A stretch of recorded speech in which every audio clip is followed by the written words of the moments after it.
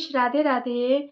तो बहुत लोग ये बोलते हैं कि जब से हमने भक्ति स्टार्ट किया है तब से हमको बहुत ही कष्ट मिल रहे हैं, बहुत ही दुःख आ रहा है, बहुत परेशान हो रहे हैं। इससे अच्छा तो ये था कि तब हम जब भक्ति नहीं करते थे तब बहुत अच्छे से थे, बिल्कुल भी परेशानी नहीं आती थी। तो देखिए सबसे पहले क्या होता है कि जो हमको दुःख देता है और जो हमें कष्ट देता है या फिर हमें सुख पहुँचाता है, वो हमारा कर्म ही होता है। हमारा कर्म ही हमें दंड देता है और हमारा कर्म ही हमें सुख पहुँचाता है।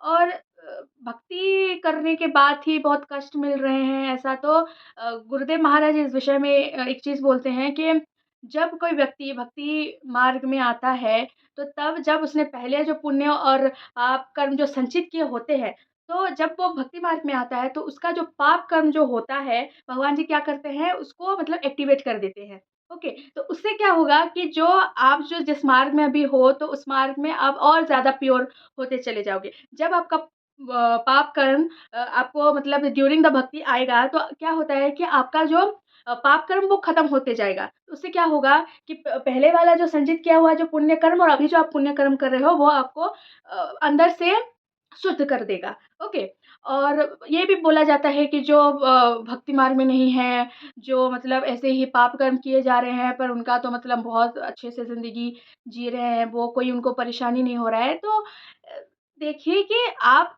वो बाहर का देख रहे हैं, उनका क्या होता है, उनका उल्टा होता है।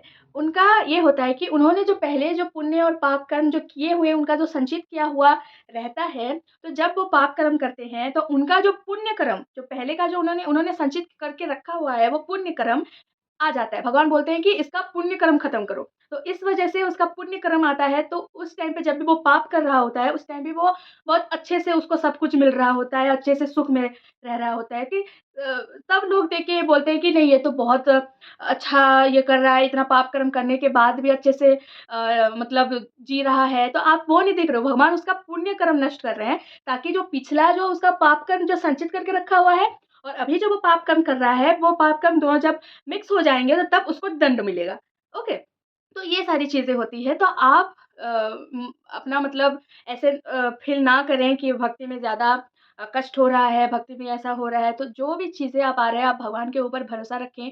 क्योंकि क्या होता है ना कि हमने तो ऐसा-ऐसा कर्म करके रखा हुआ है कि भगवान इतने दयालु हैं कि जो हमारा कर्म जो कि हमको मतलब इतना दंड देता, उस कर्म को भी भगवान क्या करते हैं कि छोटा-सा मतलब ये करके भेज देते हैं। ओके, जैसे कि हमने ऐसा पाप कर्म किया है कि हमारा दुर्गति ही होगा, पर भगवान की कृपा से भगवान क्या करते हैं, भगवान इतने करुणामयी हैं, वो क्या करते हैं कि वो जो हमने जो इतना बड़ा पाप कर्म किया है, उस पाप कर्म को छोटा करके हम हमारे सामने डालते हैं, जो कि देख के हमको ऐसा लगता है कि हमने क्या पाप काम किया है, जो हमको इतना बड़ा मिला। ऐसा नहीं है, आप भरोसा रखिए भगवान के ऊपर, वो जो करते हैं हमारे लिए ही करते हैं और इस विषय में आप ज़्यादा ध्यान ना दें, आप जो भी चीज़ आ रहा है आपका चाहे दुःख हो या सुख हो ये समझ के उसको सह जाइए कि नहीं ये भगवान कर रहे हैं और भगवान कभी गलत नहीं कर सकते। ऐसा करने से क्या होगा कि आपका जो भक्ति है और बढ़ेगा, आपका जो श्रद्धा है भगवान के ऊपर वो और बढ़ेगा।